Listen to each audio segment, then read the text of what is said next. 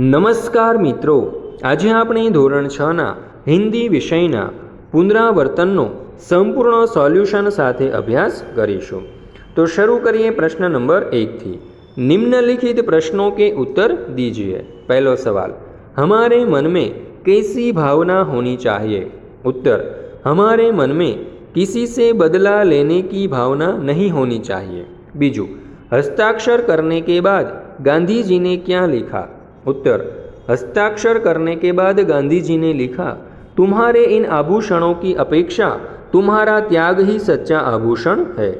त्यार पछी त्रीजो सवाल, हमें पुस्तकें क्यों पढ़नी चाहिए? उत्तर, पुस्तकें हमें ज्ञान देती है, वे हमें अच्छे बुरे की पहचान कराती है।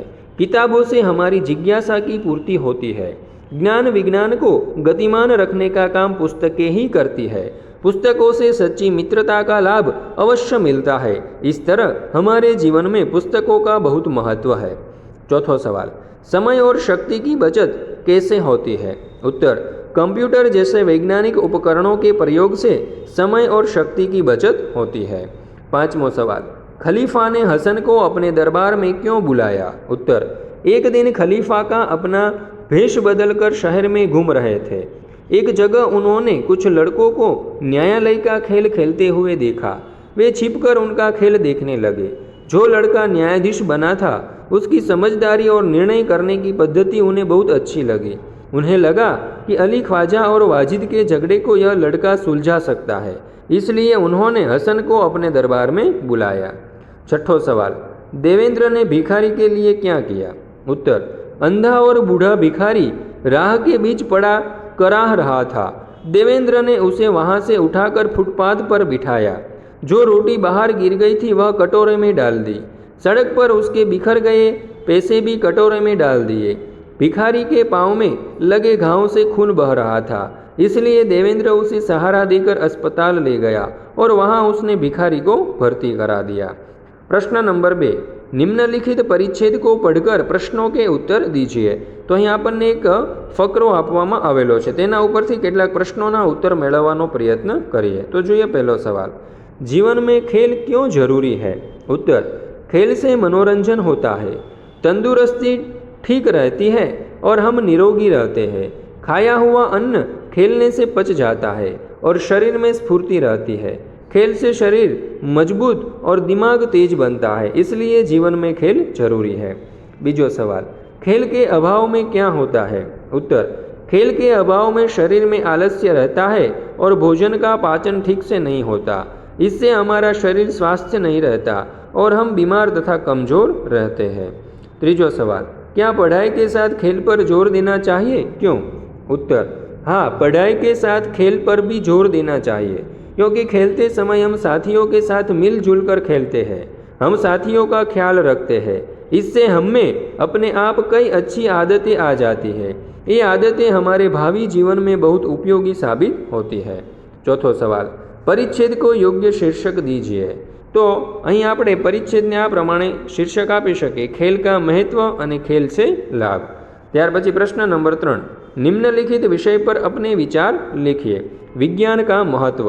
तो જોઈએ, विज्ञान ने दुनिया को अनेक उपहार दिए हैं। रेल, मोटर, विमान, हेलीकॉप्टर जैसे यातायात के साधन हमें विज्ञान ने ही दिए हैं। पानी के जहाज, स्टीमरें, पनडुब्बियाँ भी उसी ने ही दी है। जिस बिजली से हमारे जीवन को तरह तरह की सुविधाएं मिली है वह भी विज्ञान की देन है। विज्ञान से हमें अनेक जीवन रक्षक दवाइयाँ मिली है। आधुनिक शल्य चिकित्सकों ने बहुतों को नया जीवन भी दिया है। आज खेती की कई नई नई पद्धतियों का विकास हुआ है। इससे देश में अनाज, शाक, सब्जी, फल आदि का उत्पादन बढ़ा है। ट्रैक्टर से खेती करना बहुत आसान हो गया। यदि विज्ञान न होता तो पुस्तकों की छपाई कैसे होती, तरह तरह की मशीनें कैसे बनती। Cinema, Doordarshan, telephone, computer, mobile आदि हमें विज्ञान से ही मिले हैं। इसलिए विज्ञान का जितना महत्व बताया जाए उतना कम है।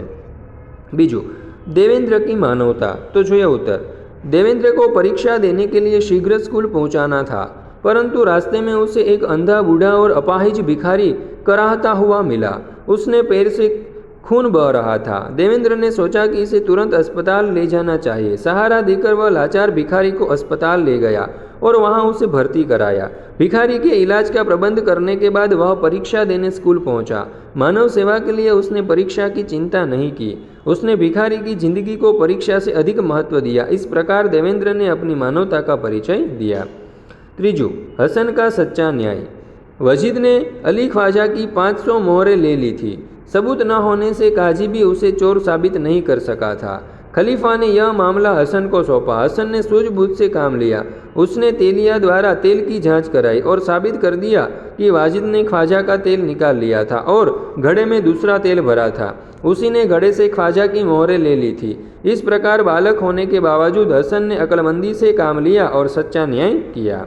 ત્યાર પછી પ્રશ્ન નંબર 4, अपने मित्र को जन्मदिन की बधाई देता हुआ पत्र लिखिए। तो जुओ, 25 लक्ष्मी मंगल गोमतीपुर अहमदाबाद 380021, 14 नवंबर 2013 प्रिय मित्र सुदीप, सप्रेम नमस्ते।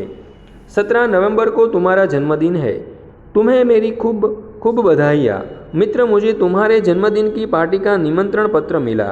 उसमें यदि मैं शामिल होता तो यह मेरे लिए बड़ी खुशी की बात होती, परंतु उसी दिन मेरी बुआ के बेटे की शादी है।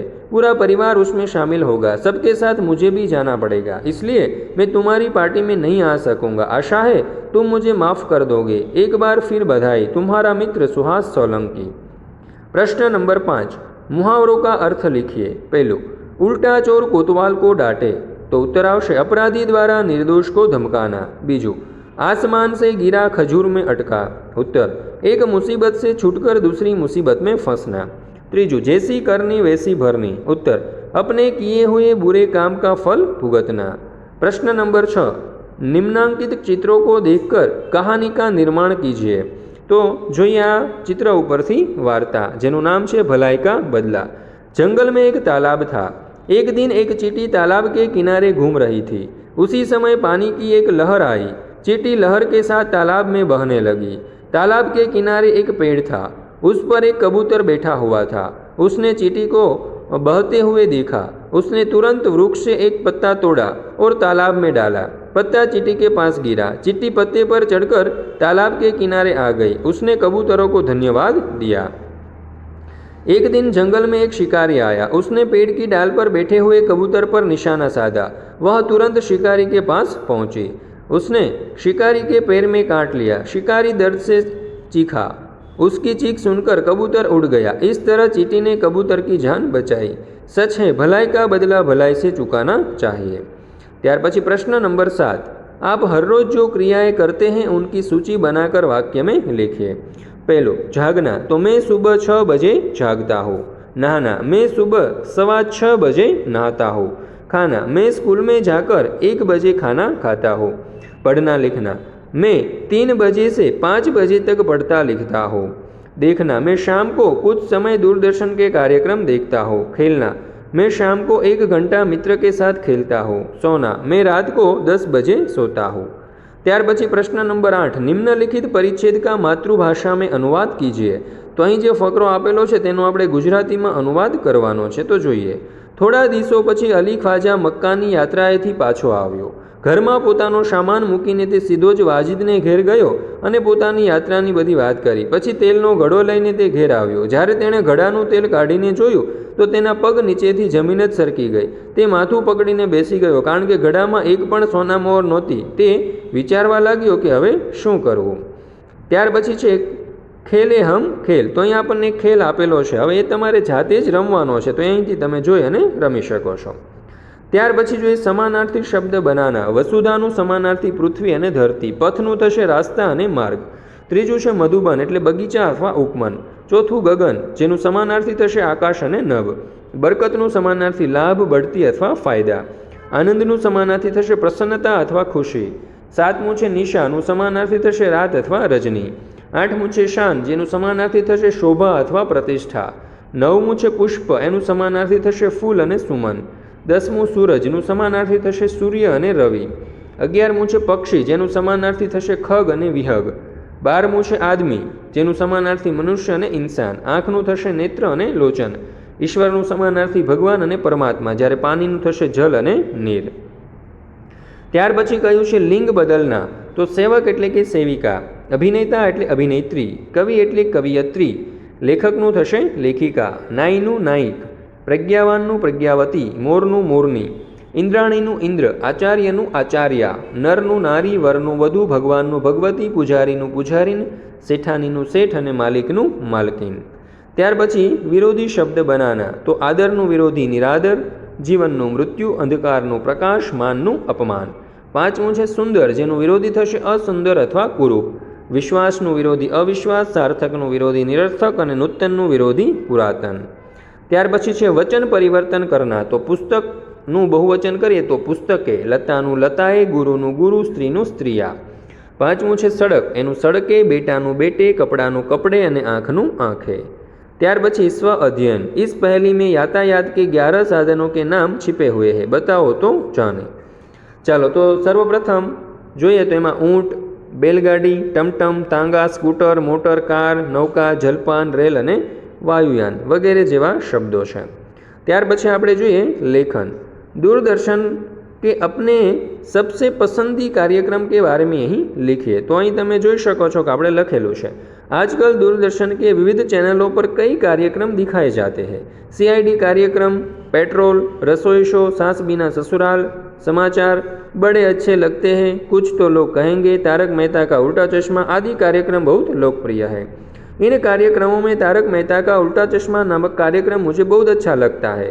यह स्वच्छ पारिवारिक कार्यक्रम है. इसमें गोकुलधाम सोसाइटी के सभ्यों के जीवन से संबंधित विविध प्रसंगों और घटनाओं का सुंदर चित्रण किया गया है.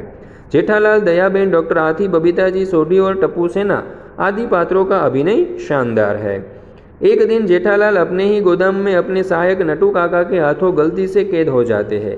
इसके कारण उन पर जो बीतती है उसका बड़ा मार्मिक चित्रण इस चैनल पर दिखाया गया है. इसके अतिरिक्त टप्पू सेना की शरारतें, सोसाइटी का खेल महोत्सव, पत्रकार पोपटलाल की पार्टी आदि प्रसंगों का प्रदर्शन भी बहुत मनोरंजक था. इस सीरियल में दिखाए जाने वाले सभी प्रसंग सुरुचिपूर्ण एवं स्विष्ट होते हैं. विविध प्रसंगों के हास्यरस सहज ढंग से निष्पन्न होते हैं. सब प्रसंग बहुत ही मनोरंजक एवं शिक्षा पात्र होते हैं. इसलिए तारक मेहता का उल्टा चश्मा कार्यक्रम मुझे बहुत अच्छा लगता है. यह मेरा मनपसंद कार्यक्रम है. ત્યાર પછી કહ્યું છે કે આપને कक्षा या मैदान में खेले हुए कोई एक खेल के बारे में लिखिए. तो જોઈએ क्रिकेट बचपन से ही मेरा प्रिय खेल रहा है. इसे खेलते हुए कई रोमांचक घटनाएं हुई है, वे मुझे अब तक याद है. पिछले महीने की कक्षा 7वीं की टीम से हमारा मैच था. मैं 6ठी कक्षा की अपनी टीम का कप्तान था. मैच 20 ओवर का था. टॉस उछला गया तो हमें गेंदबाजी मिली. सामने वाली टीम ने 20 ओवर में 120 रन बनाए. अब हमें 121 रन बनाने थे. हमारे दो खिलाड़ी 0 रन पर ही आउट हो गए. तीसरे और चौथे ने मिलकर 50 रन बनाए. फिर 2 खिलाड़ी 7 और 12 रन बनाकर चल बने. हालत यह हो गई कि हमारे 8 खिलाड़ी पेविलियन चले गए थे और रन थे कुल 93. तब मैंने बल्ला संभाला. अब केवल 2 ओवर में 28 रन बनाने थे. यह लगभग असंभव था, लेकिन कहावत है कि जब खुदा मेहरबान तो गधा पहलवान. पहले ही ओवर में हमने 16 रन बनाए. दूसरे ओवर में हम आखिरी मौका था जीतने का और 12 रन बनाने थे. सामने गेंदबाज बड़ा चतुर था. पहली गेंद पर मैंने चौका बनाया. दूसरी 3 गेंदें खाली गई. अब केवल 2 गेंद हमारे हाथ में थी. हार जीत का फैसला इन 2 गेंदों पर था. पहली गेंद आई और मैंने आंख मूंद कर बल्ला घुमा दिया. देखा तो 2 रन बन गए थे. अंतिम गेंद पर चक्का लग गया और हमारी टीम विजय के उल्लास में झूम उठी. क्रिकेट के साथ जुड़ी ऐसी यादें क्या हम कभी भूल सकते हैं? अपने सुने हुए मज़ेदार चुटकुले लिखिए. तो जो सुरेंद्र कहता है नवीन, इंसान को नज़र ज़्यादा तेज है या जानवर की? तो नवीन कहता है जानवर की. सुरेंद्र कहता है यह तुम कैसे कह सकते हो? नवीन कहता है क्योंकि जानवर कभी चश्मा नहीं पहनते. बीजू मालकिन कहती है रामू, मैंने कहा था पूजा के लिए धूप ले आना. रामू कहता है मगर लाता कहाँ से? मालकिन, आज तो दिन भर बादल छाए रहते हैं. ત્યાર પછી जो ત્રીજો सवाल. अमित कहता है भाई, रात को सूर्य क्यों नहीं निकलता? अमित कहता है निकलता तो है. अमित कहता है फिर दिखाई क्यों नहीं देता? सुमित कहता है अरे अंधेरे में कैसे दिखाई देगा? ત્યાર પછી ચોથું ચुटकुलू. 2 दोस्त हिंदी व्याकरण के पेपर की तैयारी कर रहे थे. पहला दोस्त कहता है पिंकी मिठाई नहीं खाती, इसमें पिंकी क्या है? दूसरा दोस्त कहता है मूर्ख है. 5वां सवाल. सोहन कहता है सोनल बताओ अक्ल बड़ी या भैंस? सोनल कहती है भैंस पहले दोनों के जन्मदिन बताओ, तभी तो पता चलेगा कि कौन बड़ा है. મિત્રો, તો આ પુનરાવર્તનનો ધ્યાનપૂર્વક અભ્યાસ કરવા બદલ આપ સર્વનો ખૂબ ખૂબ આભાર. ફરી મળીશું આપણે એક નવા વિડીયો સાથે, એક નવા સોલ્યુશન સાથે. દરેક વિષયના દરેક પાઠના અભ્યાસ અને સ્વાધ્યાયના સોલ્યુશનની લિંક તમને ડિસ્ક્રિપ્શનમાં આપવામાં આવેલી છે.